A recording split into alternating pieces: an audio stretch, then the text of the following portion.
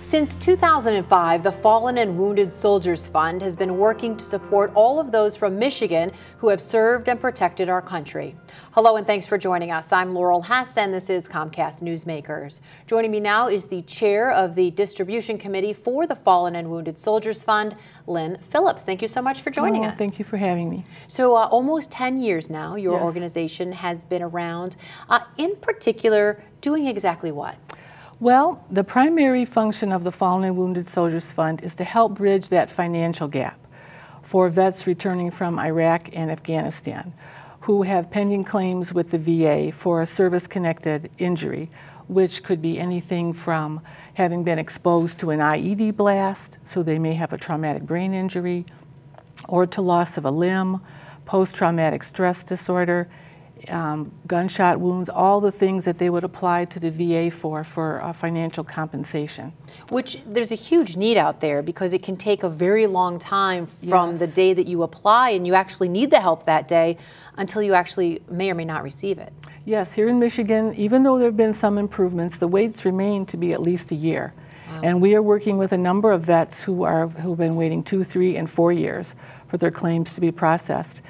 And during this waiting period, when they're hurt and they can't work, they struggle greatly financially. They are at risk for foreclosure, for having their cars repossessed, their utilities shut off, unable to buy, food for themselves and their families. And you're not government funded in any way. You rely on private donations, 100% volunteers. Yes. To collect and distribute and really serve the people that you do. Yes, as all volunteers, we don't get paid. We don't even rent office space. We all just work out of our homes and do things, electronically.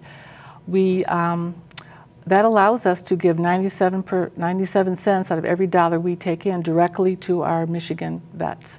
And this is sort of a never-ending cycle, correct? I mean, you would hope that there would be less and less veterans coming home each day, but as we look into the future, we're going to see more coming back to Michigan. Yes, when the drawdown occurs in Afghanistan toward the end of this year, we will have between 5 and the estimates are between 5 and 16,000 veterans returning to Michigan. And what types of things, other than, it sounds like there's a lot of medical bills and those types of things that you can help with, what other types of things are the basic needs that you're able to help with, and how are you able to make a difference really in not just the veterans' lives, but their families' lives as well? Well, we take care of all the living expenses that any of us would have, on an ongoing basis: rent, mortgage, car payments, car insurance, and we're able to do things very, very quickly. For example, if a vet contacts me this morning and he's got a notice from DTE that his electricity will be shut off, we can have it paid by this afternoon.